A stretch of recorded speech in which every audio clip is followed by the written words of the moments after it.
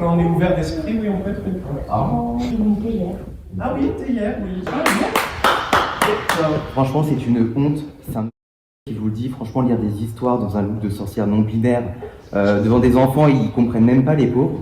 Enfin, moi, franchement, c'est un scandale. Mais face à ce fléau qu'est le wokisme, je me dis que ma tolérance, elle a atteint ses limites. Je me dis, ces pauvres enfants, ils vont être complètement instables psychologiquement. Et vous, parents, vous êtes complices de cela. Vraiment, j'ai rien contre les drag queens en soi.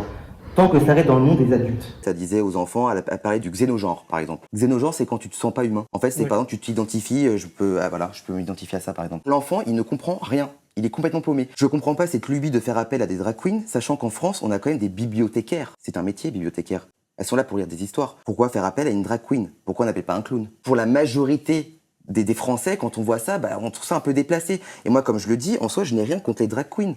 Justement, j'adore ça. Moi, pour vous dire, je vois RuPaul Drag Race, hein, moi j'adore. Voilà, et c'est un peu une exclue. Hein.